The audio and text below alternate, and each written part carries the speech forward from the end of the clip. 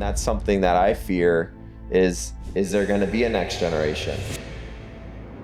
My family came here in the 1870s. We've been farming ever since. They were not interested. They were like, we don't need to do that. We're focused on the farming side of it. When you're eating beef from a feedlot where it's just been stuffed with all this stuff, you're eating a sick animal. With Grant's grass-fed, I'm putting my money where my mouth is. And it's my money, and it's money I've saved up, and it's kind of scary when you see it shooting out of your bank account.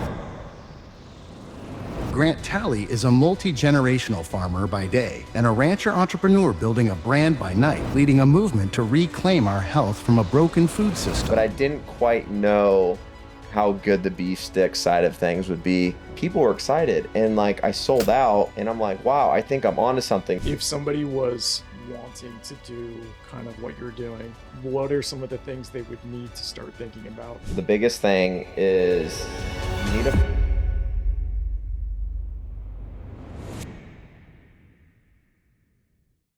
Just a quick message before we get into it. Many of you who watch or listen to the Making Mentors podcast aren't yet subscribed, and I would be super grateful if you would go ahead and hit that follow or subscribe button. Thank you so much for your love and support, and hope you guys enjoy this next episode. All right, Grant. So welcome. Thank you. So Grant, can you tell me or walk me through what a day in the life of Grant Talley looks like? So generally, I'll wake up around 6, and the farm starts at 7, so I want to make sure I get there before. And then a lot of the times I'm doing computer work. One of the first things I do is check weather. I have a 10-day forecast, and as farmers, you want to know the weather. You want to know if it's raining. And right now in December, we're having some pretty crazy weather, it being 75 to 80 degrees. So no rain in the forecast. A lot of the things I do and the misconceptions about farming, and some of these are true, but it's a little bit different, especially out here in California, is that I'm out there, throwing hay bales all day or feeding the pigs or whatever, but we're running a vegetable and a fruit farm, and a lot of what I'm doing is managing people. I'm going out there also checking the crops for moisture levels, when do we need to fertilize and whatnot. But a lot of the time I'm overseeing crews, foremans, managers, and just making sure that we're just running smoothly. So yes, I am a farmer, but I'm really on the management side of things. Cool. I remember when I first asked you what you did, you were like, "Oh, it's really boring. I'm a production manager or something. It's not a big deal." Yeah. You're still doing that, right? At this Yes. point. So just for some backstory, what is the difference between what you do as the production manager for Tally Farms and then what you're moving into with Grant's Grass Fed? So on the farming side, I'm overseeing all the crops we do, which is bok choy, Napa cabbage, uh, strawberries. We have a partnership with, but I'm pretty heavily involved in that too. Not on the day to day, but just overseeing that. Bell peppers, that's a majority of what I do, and I'm boots on the ground, dealing with harvesting, all that kind of stuff. And so the difference with that is this has been a multi-generational family thing, and I'm on the farming side of that. Grant's Grass Fed is my beef side of things.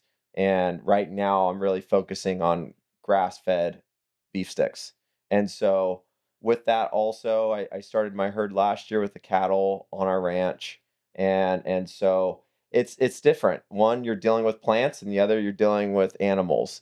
And then on top of that, I added a whole nother level with selling direct to consumer, selling to stores. So now I need to figure out the grocery business, customer service, all that kind of stuff. So that's the main difference is I'm dealing with plants, and over here I'm dealing with animals, and there is a big difference. Yeah. How do you split up your days or your weeks to focus on each part? So the farm is like my day job. Okay. That's what I get paid for. I work with my family, and so that's from, a 7 to like 4:30 around that time. And then after I work on my ranching stuff, like I'll go feed in the evenings and stuff like that. but my family's, you know, wants to see me succeed, and so they're fine with me checking on the cattle in the middle of the day or kind of doing things here or there. And so it's pretty flexible. I Yeah. have a pretty flexible schedule, but a more majority of it I'm focused on the farm. And luckily with the cattle, as long as the fences are good and there's water and they have enough feed, they're pretty self-sufficient. Right. Yeah. So that's really interesting. So I want to walk through the backstory of Grant Talley. Tell me about growing up in farm life. And then I did some research. I saw you made your way down to LA for a bit and then you Yeah, came back. yeah. So can you give me the origin story? Yeah, so my family came here in the 1870s and we've been farming ever since. And so that's just a really unique heritage that we have. And but after college, we have a rule in our family for 2 years, you got to go elsewhere. You have to go work somewhere else so you can appreciate what you have. Because a lot of these farming families, the kids know like, hey, I've got a farm waiting for me. I'll go to Cal Poly or whatever and study ag business and then go back. For ours, we wanted to kind of mix it up. And so my brother was down in LA. He was interested in acting, actually. And then I was like, well, I kind of like clothes. I kind of like this and that. I need to go do something for 2 years. So I checked that out and I worked at a fashion store down there in West Hollywood called Maxfield. Yeah. And I mean, they were selling like Chanel and Gucci and different things. And that for me is just a huge, huge difference from what I was growing up with. Um, people, price point, all that kind of stuff. And so I enjoyed that, but right around that 2 year mark, um, I got a call from my dad, and he was like, "Hey, would you want to come back?" And I was pretty much ready, Yeah. and so I came back, but I've always had this entrepreneurial spirit, and I always was kind of thinking like, what can I do on my own? I like working with my family, and it's great. I mean, my dad's my boss. I work with my uncle, my great aunt, and my dad's cousin, and then my two brothers are now there. And so it's a great environment, but I always wanted to do something separate because I wanted to prove something. I Yeah. wanted to feel like I have ideas and maybe they're not always heard, but I think that they're the right ideas. And so with Grant's Grass Fed, I'm putting like in, I'm putting my money where my mouth is. Yeah. And it's my money and it's money I've saved up. And it's kind of scary when you see it shooting out of your bank account because it's taken a long time to stack up, but it's like, here you go. And that's life. And you're doing that right now as well. And so far the things are going well. My social media is doing pretty good. And the beef sticks I sold out. And so I've been out for a few weeks.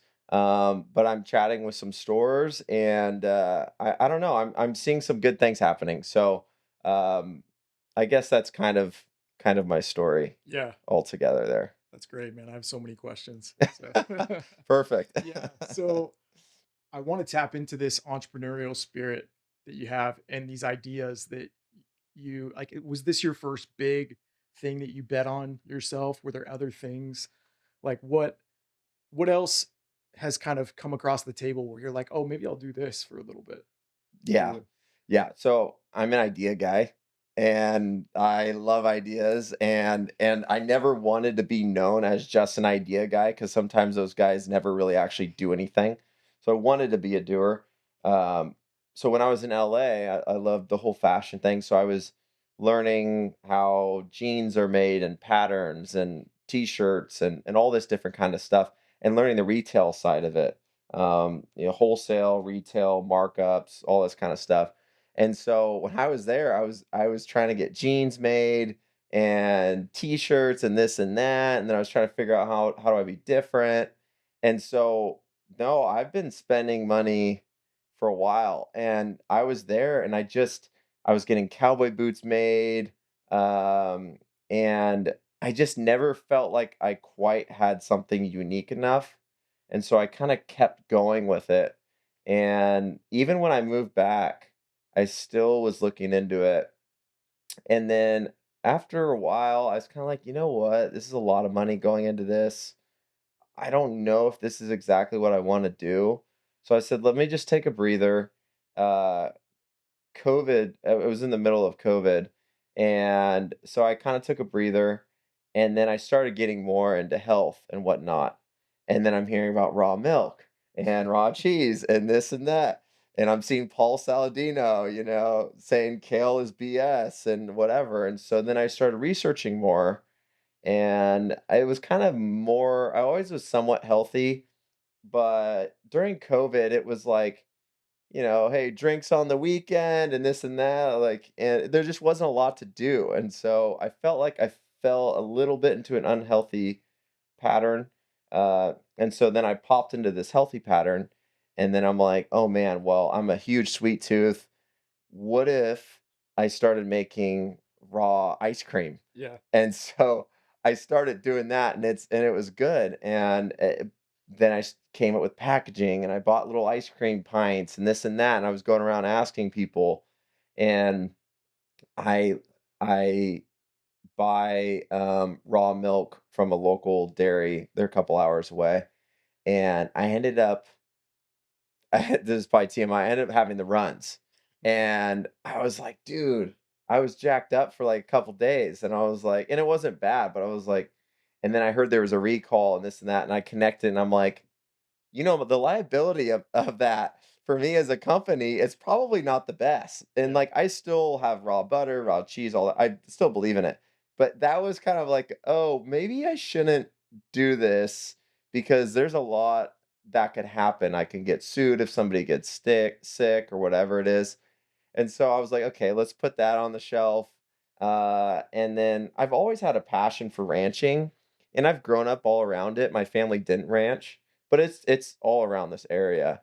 And so um, that was something I wanted to do, and eventually I kept trying to get my family, hey, why don't you guys get it? Let's get into it. I can help run it.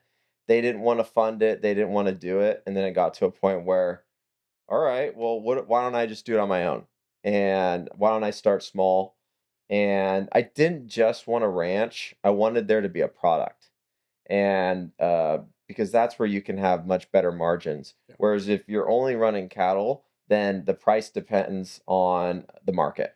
And the market's all supply demand, this and that.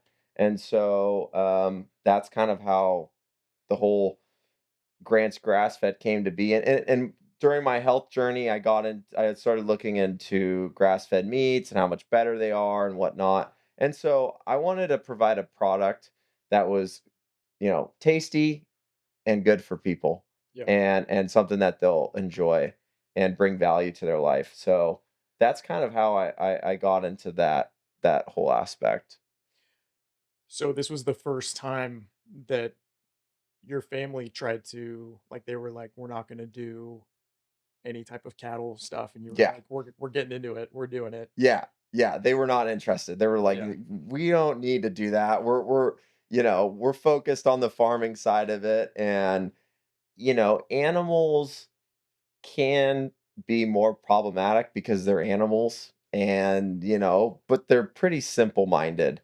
So as long as you got good fence and water and feed, they're pretty happy. You'll have some issues here and there, and maybe have to call the vet out.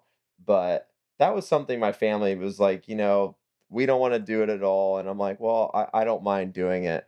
And I found out about a cattle loan. I didn't have a bunch of money, but I found out about cattle loans and whatnot. And so I was like, hey, this is actually doable. Yeah. And so, yeah, I got started in that. So how did you start learning about what you needed to do? Just reaching out to friends that are in the business. I have a buddy, Keenan, who's in it, and he was kind of like teaching me, and my buddy Wyatt Mello. And I would go to their brandings and see what's going on there. My other friend Sterling, I have a bunch of friends that are in it, and so the thing, and you can relate to this in jujitsu, is like you just have to start, and you're gonna look like an idiot for the first year or two. But my whole thing is forecasting 5 years out. Like when I started jujitsu, you're just terrible. You're getting whooped on. You feel like you're never getting better, but you're like, okay, in 5 years, hopefully I can be that purple belt or whatever you want to be, or blue belt, purple belt, um, with my, beef stick business. I'm like, okay, I'm not selling a ton, but where can I be in 5 years? And so that was kind of my whole mindset in the cattle business was like, okay, I don't know anything. I don't know how to rope, I know how to ride horses, but I don't know how to rope and I don't know how to do this or that. But I guarantee in 5 years, I'll probably be where I want to be. And so that's just kind of my frame of thought with that whole thing. And so it's a work in progress. But I know in that 5-year mark, I'll hopefully be able to be like roping on my horse and just knowing all the aspects of the business. So How long have you been doing it so far? I started last September, so it's a year and a few months. Okay. So still relatively new to it. Uh, the biggest barrier to entry in the cattle business is having land, finding land. So I'm very fortunate and blessed enough to have a ranch that I can do that on. And so that's why it's a little bit hard and you don't see a whole lot of people like, "Hey, I'm going to start getting into the cattle business." Because it's very competitive to find a ranch and you could even be leasing a ranch, but a lot of people have that kind of secured. So I'm very fortunate in that, and that's how I was able to kind of get in as a newbie. If somebody was wanting to do kind of what you're doing from scratch, they were like, I'm going to try this for the first time. hmm What are some of the things they would need to start thinking about? I think that, and I get a lot of people actually DMing me Yeah. that like, hey, how do I get into farming? Hey, how do I get into ranching? And the biggest thing is you need to find somebody that you can learn from. And sometimes that's YouTube. I mean, a lot of things you can do. You can go on YouTube and there's ranchers on there that teach you what to do. And then maybe you could reach out to people that can have you out at the ranch and whatnot. But for me, mentors are huge. And so that's probably one of the biggest things. And then just having a plan for, okay, where can I find a plot of land? Um, Maybe the Central Coast is too hard to find, so you might have to move somewhere else and make it work. And so, a mentor, land, and then you've got to obviously have money as well. Luckily, there's a lot of good cattle loans, and so you don't need to have 100,000 up front or whatever it is. You'll be able to have some money and then get a cattle loan and pay that off like a car payment. Yeah, for sure. So you started with, and you're still doing the grass-fed beef hmm just as a shelf-stable product, and then Yes. you moved from that into these beef sticks. Yes. What's the reasoning behind making the move? And are you going to keep doing both, or are you going to move into just the beef sticks? So yeah, I when I started my herd last year in September, um, I had to buy outside cows because my herd just it isn't there. You gotta wait about 2 years after they're born to get to the right size and they're ready to go. So I went to Sin and Son up in Paso. I spoke with Daniel, and he sold me a cow. And I'm like, okay, I have a whole cow. I want to see how it sells. So I create a website and I start selling steaks here and there. And I don't even think it had my label on it.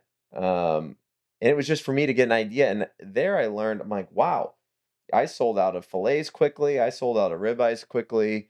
All the best cuts gone, but then the rest of the animal nobody wanted. Like the tip roast and the chuck steak and all this other stuff. They're like, "No, I'm good." That and then on top of it, grass fed's just so much more expensive because instead of having the animal go into a feedlot and getting fed all this corn and this and that, and they get fat real quick, and you butcher them, they've got to be on grass the whole time, which is a much slower process. So, um, you know, it was a really good learning experience. Also, steaks are shaped in triangles and here and there, and so when I'm trying to pack them up and ship it, it's not efficient. So I'm like, okay, how do I get the price down? How do I get a cut that everybody wants to buy? And how do I make it much better packaging wise? And so I was like, ah, ground beef. To me, it had good flavor. It was one of the lower ends of price points, and it's easy to stack, so like bricks. And so that's when I rolled out with my first product, which was in July of this year. And I got into a couple of the few local markets here, and it sells well, and it's a really good product. It's very tasty, but you've got to buy a freezer, which is extremely expensive, and you got to store it, and you've got electricity, and the shipping with insulation and all that. It's just a lot. And so, and people don't get super stoked on ground beef. They're not like, yes, like that was, it's a Yeah. commodity. It's just it's something that people are like, I need some ground beef for taco night, and I need this and that. They're not really going out of their way Yeah. to buy it. And so when I came out with these beef sticks, and they're a majority like organic ingredients, like I use honey in it. Um, they're delicious, they're not greasy. People were excited, and like I sold out, and I'm like, wow, I think I'm onto something. So I think for me, one of the biggest things is having a product that where people are excited and they want to come back for more. And I've had people are subscribed to my ground beef and they love the flavor. They say it's like the best they've ever had. I've actually had a few people do a blind taste test between mine, Trader Joe's, and I think they did somebody else's. And they're like, yours was way better every time. But the amount of effort that goes into it for me, it's just a tough and it's tough to scale. I really can't ship out of California, where people from Michigan, Montana, New York, uh, I believe even Rhode Island have bought my beef sticks, so I can go nationwide, and Yeah. so the scalability is there, and and it's great, and like I said, the excitement's there as well. So I've heard people, they're trying to buy their meat more sustainably or ethically or in some way, some capacity, and they'll maybe band together and they'll buy like a half a cow yeah, with another family, yes, right? a lot of But people are doing then, that. Yeah, yeah, then you need a meat freezer to do that. yeah, You have just a ton of meat, and then like I don't always eat ground beef, so I mean that could take a long time to get through. yeah. Um, so You that's get you would get if you once you butcher the cow down, it's about 400 pounds. yeah. So about half of that is ground beef. Oh, So you'd have about 200 pounds that you would need to go to if you got a whole cow. yeah. And Wow. that is yeah, it's a lot. It's a lot. People like the idea of, oh, let's just buy a whole cow. Unless you're a big family, I don't think you're gonna want a whole cow. Yeah. Even half takes a little while. Break it down for us what the difference between if I go to the market and I just buy some ground beef or I buy a steak from a Trader Joe's or another place, what types of things are different between like the cattle that you raise, for example, the process that you're going through. What's the main difference? And then you're doing all that work. It's got to be worth it in the end, Yeah. right? So, like health wise, how is it worth it for people, or what other things should people be thinking about in the process? Yeah, so grass-fed beef, the biggest thing is they aren't eating a bunch of corn and a bunch of grains all in their diet, and these animals weren't meant to eat that, and so it creates an acidosis, which is like inflammation in their bodies, and they just blow up super big. And I mean, we're feeding all that to the pork and chickens and this and that, so it happens in all these different animals. And so when we're consuming that, it goes into our body and creates acidosis as well. So we're essentially when you're eating beef from a feedlot where it's just been stuffed with all this stuff, you're eating a sick animal in a way. Their bodies can't handle that diet for a long period of time. They'll have a heart attack or something and die. And so for me, I'm like, well, okay, I wanna eat a healthy animal, and I grew up hunting and whatnot, and you talk to other hunters, and they're like, "Oh, man, you want top-notch meat, you gotta eat the deer and the elk and the moose and whatever," and it's because these animals are eating the way they're originally supposed to, and so with grass-fed, you're gonna have anti-inflammation properties in the meat, and you're gonna have all these other nutrients within it that you wouldn't get, in a grain-fed, and so, for me, I want to be careful with what I eat. I'm not 100% strict. I love to have dessert every now and then and whatnot. But for my protein source and whatnot, I want it to be the cleanest possible. And that's really what comes with grass-fed beef. Yeah, and the cattle that you're raising are, I mean, I've seen some videos on Instagram. It looks like they're in kind of a pretty big amount of space, Yeah, right? Like rolling hills overlooking the ocean, yeah, which is pretty crazy. yeah, Crazy yeah, view. yeah. They do have an ocean view. Yeah, it's Uh, the good life. they've got a good life. And then my buddy, who I'm going to be partnering up with in the cattle business, he's got a lease right now that's literally right like up above the ocean. And so that's the thing that's special about this California lifestyle, especially here where we are, is you still have farmers and ranchers, and we've got the ocean 5, 10, 15 minutes away. And it's such a unique lifestyle that I hope people appreciate because a lot of these places, and I've seen it firsthand, a couple ranches that we used to farm, they're houses now. And hopefully, and that's something that I fear is there going to be a next generation? Or do we sell out like everybody else does and they build houses and shopping centers and this and that? And so um, that is definitely a unique part of the California lifestyle. And not for all of California because you've got the valley and whatnot where they don't have ocean views, but at least for the cattle over here on this side, they definitely have a good view. Yeah, there's got to be something special there Yeah. with I don't know, the iodine in the air from the Yeah. waves or Yeah, something. something, yeah. Yeah, Less stressed. for sure. The process of going from raising the cattle or buying the cattle to there, I think the phrase that you have is grass fed, grass finished, Mhm. right?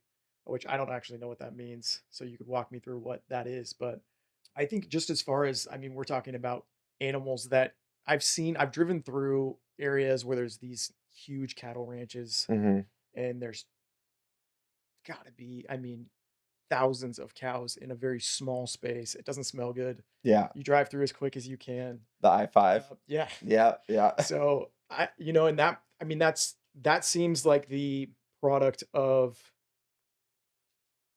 maybe bigger companies or bigger corporations that are trying to get the most out of the space they have with the cattle that they're trying to raise in a short amount of time to probably try to go to market to stay in business.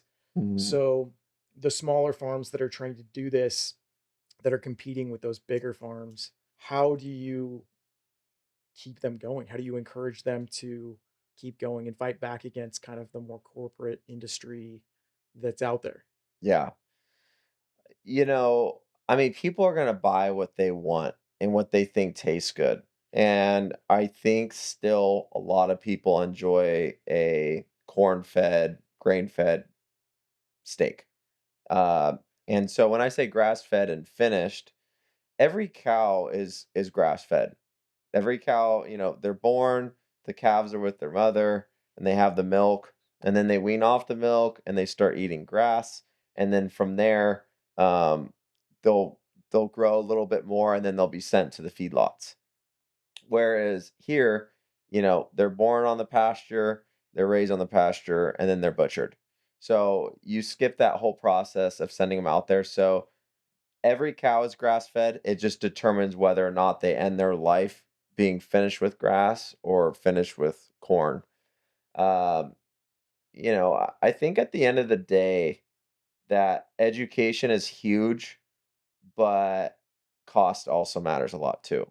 And I think people are generally going to go for a cheaper product. But I think with education is if you look at the nutrient density of ground beef that you see at Walmart, that's corn fed and all that, versus a grass fed and finished, I think generally there's about 2 to 3 times more nutrients in that same pound of ground beef. Wow. And so you kind of can weigh that too as well as is it worth saving $3 on this and get the cheaper product, Or is it better for my body and am I meeting more of my needs by spending a little bit more and having that?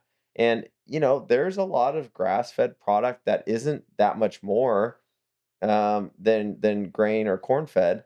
And so it just determines where you see value. Are you willing to spend a little bit more to get more out of it, or are you looking to save money? And so I it's hard to preach to people that only care about their bottom line of money. And I understand, you could be strapped and you can't really afford to do that. But I think there's also a different way to look at it. Yeah, And it's more of a value aspect rather than price. for sure. Yeah, and getting into the jerky market, you kind of mentioned that you needed a way to, I guess, package some of the different types of cuts of meat or different parts of the cow that you normally can't sell as like a steak, Yeah. right? So you moved into ground beef, and then from ground beef, you made your way into this more like dried beef stick Yeah. type of thing. How did that come about? Was it just like, oh, I could be doing this? It's more shelf stable. Somebody mentioned something to you one day, and you were like, that's a really good idea. That's a good question. So I got everything processed in Fresno, and the company that I work with, they had me tour, and they were like, "We also do beef sticks, we also do this, we also do that." And I was like, "Oh, okay." And I was like, "Well, what about beef jerky?" And they were like, "Yeah, we do beef jerky, but it's a lot costlier. The time it takes, they got to do it all by hand and put it on racks and dry it out. Where the beef stick is essentially just ground beef, kind of put into a tube, and I have a collagen casing for mine." And I was like, "Oh, okay, that's interesting." And the thing about being an idea guy is sometimes you got an idea here and over there, and they're just kind of random. So I'm like, okay, I don't want to keep doing that. I went from wanting to be some, fashion designer guy to, making ice cream to doing this. I need to do something similar. So I'm like, okay, I'm doing ground beef. Beef sticks are essentially like ground beef. We'll stay kind of in the same family. And so that's how I kind of got it. I'm like, well, let's do that. And for me, it was already, yes, it was complicated with the freezer and shipping and all that, but I didn't quite know how good the beef stick side of things would be until I started doing it. And I'm like, hey, I could ship it in mailers and I can ship it all over. And then I'm like, you know what? I like this better. So I've kind of determined once I'm done with my ground beef, I'll probably be done there, sell my freezer, and then focus solely on the beef stick side. But no, I didn't go into it 100%. I knew I didn't need a freezer and all that, but it was just sort of more how can I complement it and have a product that's a little bit easier. And Yeah. so that's how it came about. Yeah, I can just picture you walking down the street doing the taste test with ground beef and trying to get. Well, that's the thing too, is I couldn't do samples like, "Hey, here's my ground beef." Like, I literally have to make meatballs Yeah. and pass it out, and people are probably like, "What'd you put in it?" Whereas I got a vacuum sealed product, they're like, "Sweet, thanks." And Yeah. so, oh, it's just been a huge game changer, and marketing wise, it's been so much nicer. I can market it. For me, I wouldn't consider myself an athlete, but I like to work out. I do jujitsu with you. I love an active lifestyle. And so for me, I'm like, well, these are perfect. You can stick them in your car. You can have them before you surf, before you do jujitsu, all these different things. And then parents love them. You can put them in your lunchbox. And so I'm like, this is a no brainer. Yeah. Yeah. How did you start when you made that move to the beef sticks? You needed to think about packaging. I mean, initially you had to set up a website, you had to think about distribution, you had to tackle kind of these other things, which maybe you had experience with from the Tally Farm side things, Yeah. right? Yeah. So then how did you, when you were going to spin up this new venture, what, like, did you do everything yourself? Did you hire some people to help you out? What were the learning processes? Yeah, when it came to packaging, I I kind of came up with what I have, but then I feel like with anything, you have an idea of what you want, but then there's a curveball that comes your way, and the curveball was the USDA. And and so it was like you have to do this, you have to put the ingredients here, you have to, and then it was like, well, we could put the ingredients on the back, but the cost of that's going to be a lot more. And I'm not running on fumes, but you've got to have a budget when you're running a business. And so I'm like, okay. And so the way the packaging is it's got a front label with the ingredients and some of the stuff that I want on there. And so I worked with a guy who works with the company that I work with out of Fresno, and he helped me come up with something. We got it passed through the USDA, and there it was. But other than that, almost everything I do is kind. It's on me. I have somebody helping me out, and she's awesome, and she's been helping me for a few months now, and that's great to have. She goes to Cal Poly. She's like interning for me. Cool. I don't like to say I'm her boss type thing because we're really working together, and she's just been awesome to have, and it's great to have help. I mean, having the farm and trying to post a video every day and then checking on my cattle and then working on my website or checking on things, you're just spread so thin and trying to get jujitsu in too, you're just like, oh man, this is a lot. So having help is super necessary. But a lot of it does end up kind of falling on me. Yeah. What was the catalyst for, I mean, I don't know how your marketing process works, but it seems like Instagram is one of your main platforms. Tell me about starting posting on Instagram for the first time as a ground beef and beef stick company. Yeah. So I knew that social media is the great equalizer, with me versus a huge company I'm going up against. Because I'm going direct to the consumer. You don't need money. You're on there. And so I was like, that's the best way for me to get my name out. And so I started my Instagram pretty much like early December, late November last year. And I just thought, well, okay, I need to post every day because I need to stay disciplined and have consistency. And I'm a perfectionist, which is a great thing, but also a negative thing. It's a huge double edged sword. And so I knew if I told myself if I posted every day that whether I loved it or not, I'd have something out. And so, because if not, I probably would have only posted like 10 videos up to this point. And so that was a good way for me to get over that problem. And the first few videos, they were fine. They weren't too cringe, but there's been so much learning along the way of how to film, lighting, editing, this, that, and I'm still trying to figure out exactly what my Instagram is. It's like it's got like working out, cooking, farm life, ranch life, inspiration, motivation. It's all these different things, but the whole point is to show like I am eating what I'm promoting. And I get flagged for, "Wow, your shirt's off all the time." I mean, this is the reputation right here. I mean, if I was a fat pig, then you'd be like, I'm not gonna follow this guy." And so for me, it's like, okay, if you exercise and you eat whole foods, and grass-fed beef sticks, you could have a good, healthy lifestyle. And so I just wanted to promote that.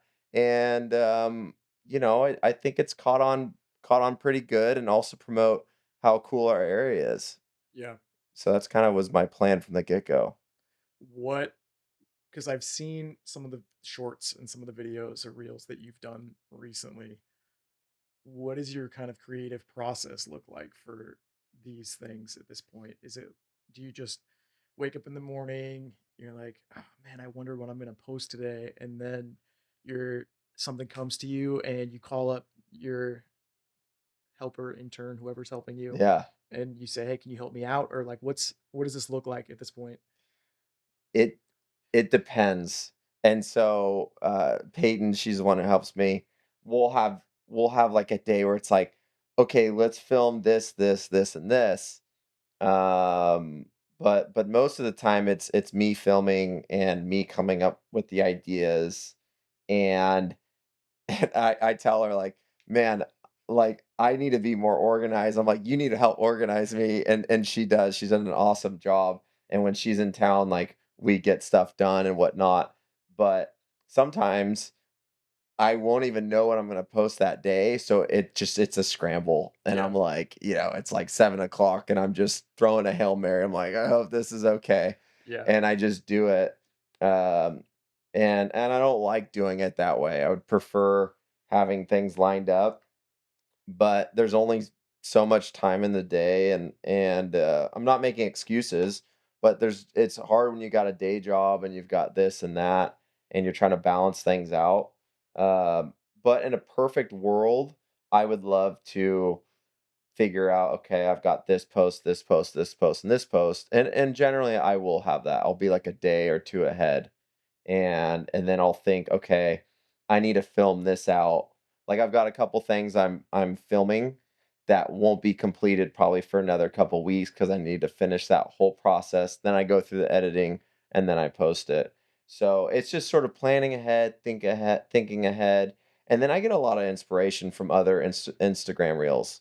Uh, that's where a lot of my ideas come from, and I'll tweak it to kind of match me and what I do, and that's kind of how I go about it. So it's a little random. Yeah.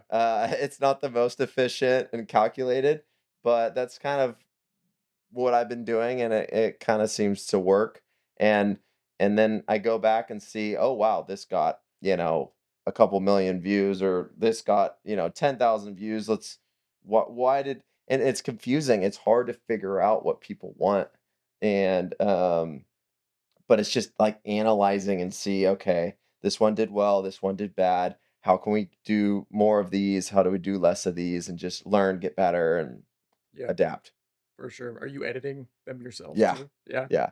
And that takes so much time. And people don't understand. Like, uh, I feel like it takes me at least an hour, a lot of the times 2 hours to edit things. Yeah. So when you're sticking in an hour or two every day of just editing, and you need to film, and you need to go to work, and time runs out. Yeah. It's 11:59 and you Yeah, haven't yeah, released it. yeah, yeah, exactly. Jeez. Oh my gosh, that's funny, man. So I mean, your Instagram is doing pretty well, right? You have 80 something thousand Yeah, I think like 87 or followers. something. Yeah. That's pretty good. Is that all organic? Are you doing any type of advertising? No, that's all organic. I just started running ads for my beef sticks, I think a couple weeks ago. But other than that, like I know a lot of people that buy followers, or they'll put like a ton of ads out just so you can go to their Instagram. They're not even selling anything. Yeah. And I never did that. I Yeah. wanted I wanted it to be legit. I wanted people to follow me for me, and something that I heard, I believe it was probably from Alex Ramosi, to be honest, is that your customers out there. It's just whether or not they've found you or you found them. And so I know there's people that care about health, care about fitness, eating the right things. I just have to find them. Yeah. And so that's my goal in social media, is finding my customer base, or people that just maybe enjoy my videos. Yeah. What is your goal for the next year or the next couple of years with social media, with Grant's Grass Fed? I Now that I have a product where I feel like I can scale, I'm thinking much bigger than the ground beef. I'm thinking, okay, now I have no restrictions. Now I can go outside of California. Obviously, California is my main focus as of now, but I'd like to get beef sticks in different grocery chains. Right now, it's local, and but I just spoke to somebody, and I should be getting my beef sticks down in San Diego, Palm Desert. We're looking on working with another company that has chains from up here to San Luis down to LA. And so that for me is just slowly getting there. My Instagram,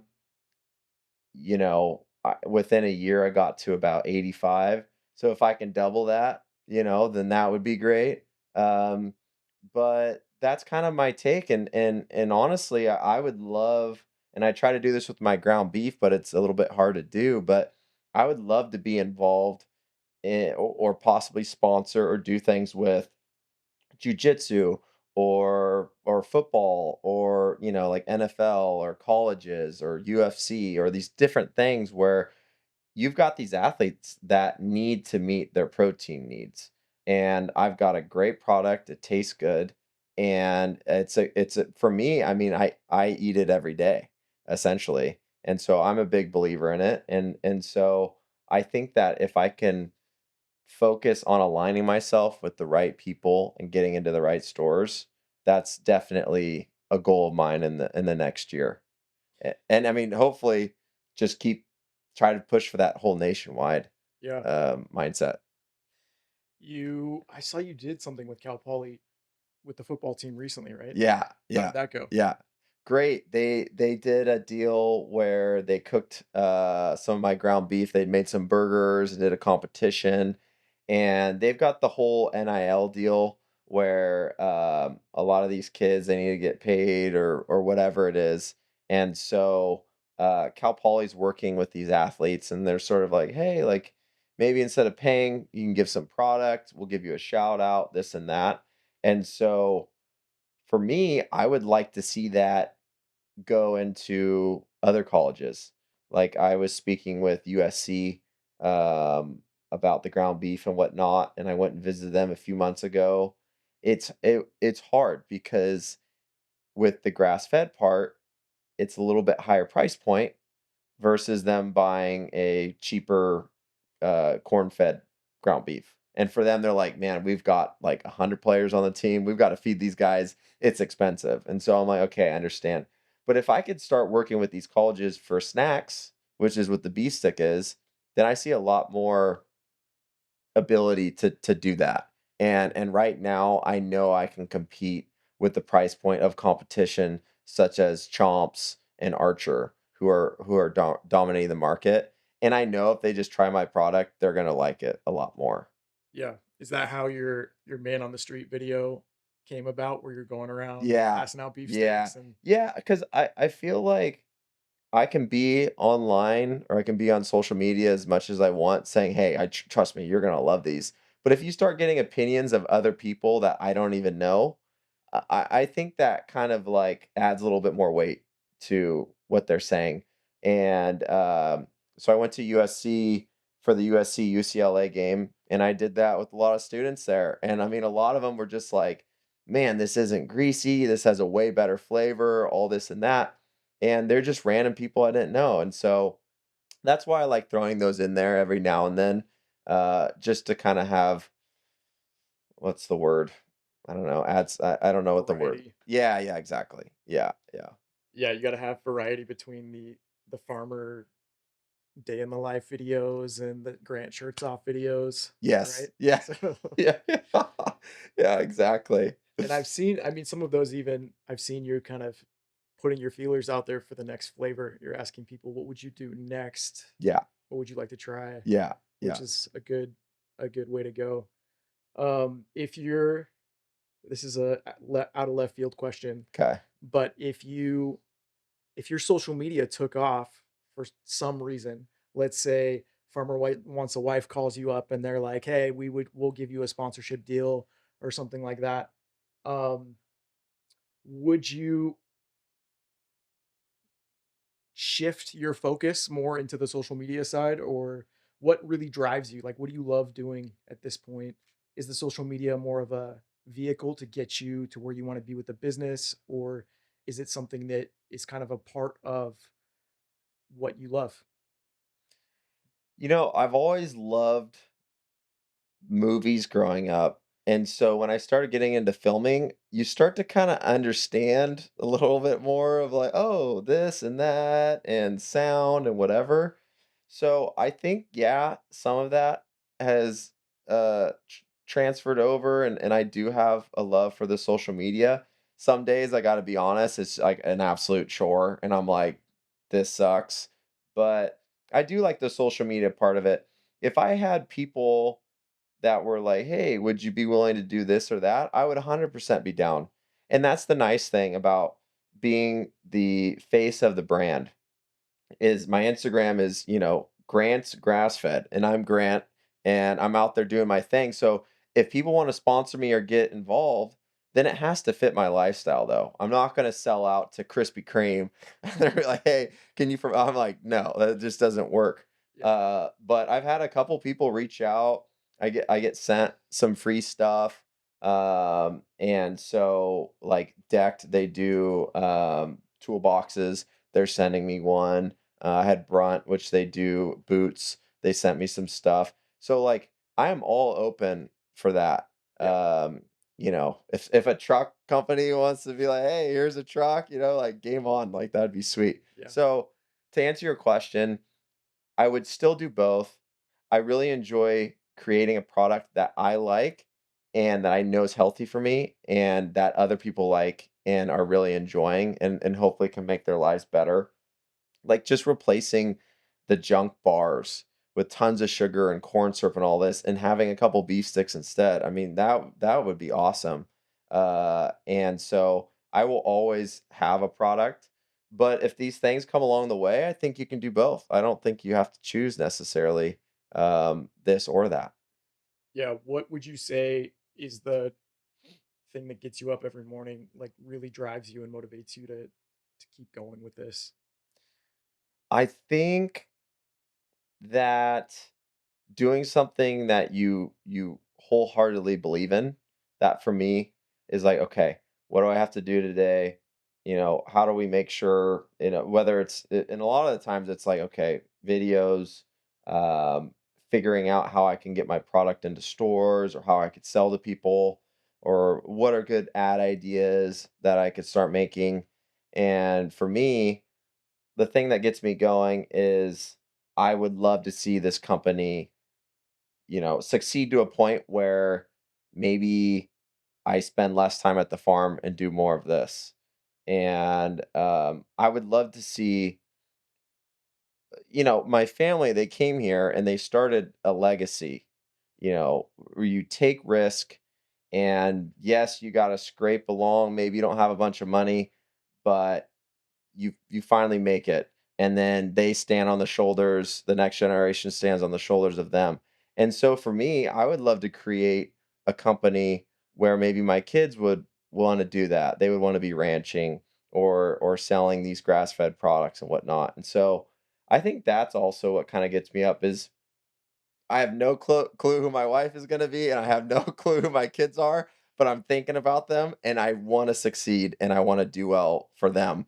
Yeah. And that for me is probably the biggest motivator, which is I guess it could kinda be laughable in a way, but I think that I try to look for the future, and like I said, when I started jujitsu, when I started ranching, when I started whatever, it's like, don't look at tomorrow or even next year, look at 5 years down the road or 10 years down the road, and that's how I look at this too, is like, okay, every day is another step forward, and it's also a game.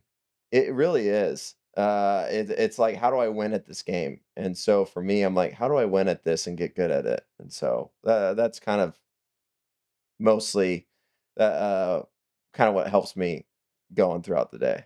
Yeah. What would you say has been like the most challenging part of it all for you? Everything everything's a lot harder than you think, Yeah. and you've probably witnessed this when you starting this podcast is you're like, "Oh, well, need a couple mics and a couple cameras and we'll be good to go." But, ranching, there's so much I don't know, and I'll totally admit that. That's something too is I don't want people to perceive me as like the guy that he's like, "Oh, he's been ranching forever and he's been doing this or that." Like I'm 100% open. Like if people want to, like ask me, "Hey, what's your ranching advice?" It'd be like, "Man, you might want to find somebody else more qualified because I'm still learning." And so um I I just think that I just think the learning curve and everything takes a lot more time. Yeah. you want it to go like this, and it doesn't. And Yeah. so I think being okay with it being slow and just going along with that process, I think that's a huge part of all of it. Awesome. I think there's some misconceptions out there about what people in the public assume farming or ranching is and is not. I think there's probably controversial topics that people think that they understand. What would you say? Can you maybe drop three or two to three myths that people assume that it's like being a farmer or a rancher, and then give us kind of the real story about what if you need examples, I can walk you through what I'm thinking, but I'd like to just see what off the top of your head what you can think of. Uh, yeah, yeah, give me an example. So one would be sustainability. I've heard a lot about like monocropping and how bad it is for the environment. Some people think that some farms have more of an obligation to look after their community in certain ways by maybe not adding pesticides to the water system or things like that. And some farms are trying really hard to find the balance, right? Mhm. So that would be one. Another one would be when it comes to like farm work, like people that come and work on your farm. Um, and I think there's in the public view, people assume they know what it's like to work on a farm, or to have people working for you. So maybe you could help us to understand what the reality is. Okay. Yeah, so one of the biggest debates that you'll see is organic versus conventional, and we do both. When it comes to organic, I'm a big believer in it. I think it's kind of the way that God intended it. Conventional is much more efficient. You're gonna have a lot less loss. In organic, that's just kind of the way it is. You've got disease that can come through, or pests, or different things that damage, and you don't have the same tools that you have as in conventional. So I think if you were trying to feed, the whole world, and you needed to do it as efficiently as possible, then conventional is the way to go, because you're going to get a lot more per acre out of each crop. It's going to be bigger, it's going to be better, whatever. But organically, I generally am more of a fan of that as well. But you can't have, and I follow this guy, and it's a lot of the time it's sort of like, oh, well, Monsanto or this or that, and they're evil. And I understand they've done some different things that's a lot of controversy to it. But at the end of the day, farmers are trying to provide a crop that is affordable for people to purchase. And a lot of the times organic is too expensive. And I can relate with the whole grass-fed deal, right? It's healthier, but yeah, but it's more expensive. So we were more heavily in organics, and we had to back out of that much more because there just wasn't that huge of a demand for the products that we were trying to grow, and we were losing money. Wow. So a lot of times people are like, "Well, why aren't you 100% organic?" Well, we would probably go out of business if that were the case. And we're not a really, really, really big farm, like some of these other ones that are able to sell a lot more cheap. And so I think I think a misconception is conventional farmers are bad and they want you, to like die, and they want to ruin nature and everything. And then organic is the greatest of all time. It's just that there needs to be a balance.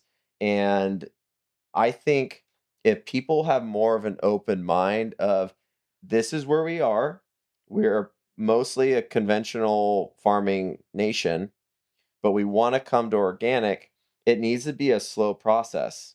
You can't just axe everything and then expect the whole country to grow organically, because we're going to lose production.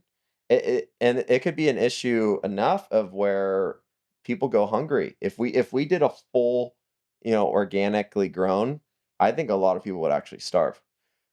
But I think that should be our goal, though. I think we should eventually get to the point where we are 100% organic, but we just don't know that much Yeah. at this point. So these bad things that they talk about. Okay, if you're going to axe that, then what are we going to replace it with that can help us get to that point? And so there's an extreme of conventional's bad. Let's get rid of all the pesticides. Let's get rid of all the chemicals, this and that. But we've got to have a slow transition. It's just like whenever you're learning something new. Yeah, I can't go out and, do some crazy trick on a skateboard when I've never skateboarded before. definitely.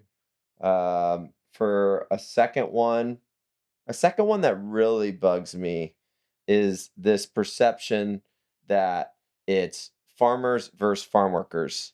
And I see some of these comments and it really ticks me off.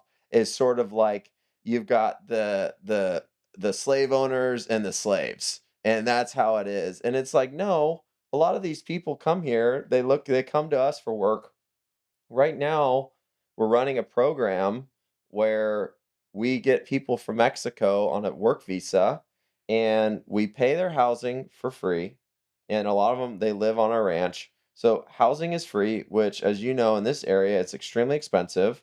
And then on top of that, we pay them close to $20 an hour. And then we provide them with a vehicle and we provide them with free gas. And I was just chatting with one of our guys in the strawberries, and in Mexico, he was saying that they're making about 150 bucks a week. And they're coming here and they're making close to 20 bucks an hour, plus they don't pay for housing, plus they don't pay for your vehicle, and they don't pay for gas. I mean, this whole idea of farmers taking advantage of farm workers is a huge lie. And even locals, especially in the strawberries, they work off of a piece rate. They can make as much as they want if they go, quick enough. And a lot of those guys are making over 30 something bucks an hour.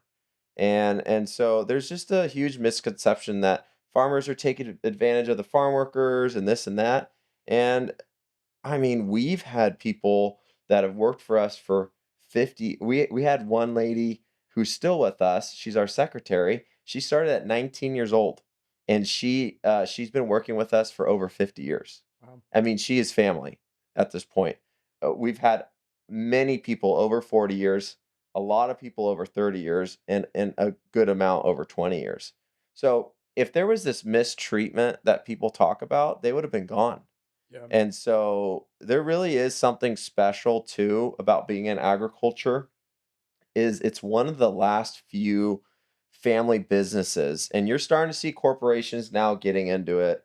Like Cal Organic got bought out, which is also Grimway, and you see these huge private equity companies coming in, and that's worrisome because at the end of the day, I trust these families that are farming and have been doing it for generations to take care of us much more than some faceless private equity company. Yeah. And if there is, to go back to the point of worker mistreatment, the chances of it being done by a big corporation are probably a lot higher, 100%. Yeah. right? Yeah. Yeah. A So, 100%. yeah. Yeah. What would you say that amongst the farm community or community of ranchers, farmers, people in that genre, I feel like they're built different. Like they've been waking up at dawn since they were kids. They've been putting in work Mhm. that other kids didn't do before they went to school. They have this fix it yourself mentality where Yeah. everything that breaks, like they want to fix it instead of Mhm. getting a new thing, Yeah. like a normal consumerism type habit. Um, do you agree with that? Are there like certain things that you feel like you your personality or your work ethic and things like that are built upon just your identity as a farmer? Yeah. Yeah. I mean, you have to have a work ethic when you come from a farming or ranching family, and a lot of that comes from early responsibility. One of the biggest things for us was at 12 years old, you have to start working at the farm during summers, and you have to have that money go towards clothes and fun activities. Like we used to walk into town in junior high, and if I wanted to buy a hamburger and a milkshake because I'm with my friends, I'm paying for that with my own money that I got from working at the farm during summer. So then I was able to sort of like, okay, I've got a bank account, I've got this much money, okay, and then okay, I want to have this budget for clothes. So even though I'm 12 or 13 years old, I'm understanding money and how it works. And that's probably why it also carries over to, when something's broken, you just don't throw it away. You try to find a way to fix it because it's going to be much more affordable doing it that way. And I think that's something that I wish more Americans were used to is having that responsibility. And I remember I was dating a girl in high school and I told her that was our family rule and this and that, and I'll probably have my kids do it. And oh my gosh, that's horrible. That's so harsh, this and that. And I'm like, well, I feel like we're babying a lot of kids nowadays that they could use some of that. Yeah, especially young males. I think they really need that, where they need responsibility and feel like they've achieved something. And back then, we were able to work 8 hours a day at 12 and up. And I think that that would be a really good thing to see, not just with farmers and ranchers, but finding responsibility for a lot of these young kids, because it does carry over into your later years. Yeah, definitely. What are some like hot takes that you think that you have from living this lifestyle that people that you want to share with other people? So, one hot take that I've thought about recently, which could be a little controversial, is there's so many people out there that go to college and they go that route, and then they're sort of like, go to college, and so you don't have to, pick strawberries when you're older. You don't have to work in a mechanic shop. You don't have to do these things. Yeah. And I think one of is a lot of our workers, they're extremely happy and I'm very happy too. And I think one of the things is I think as humans, we're meant to be outside for most of the time. We're supposed to be in the sun. We're supposed to be active.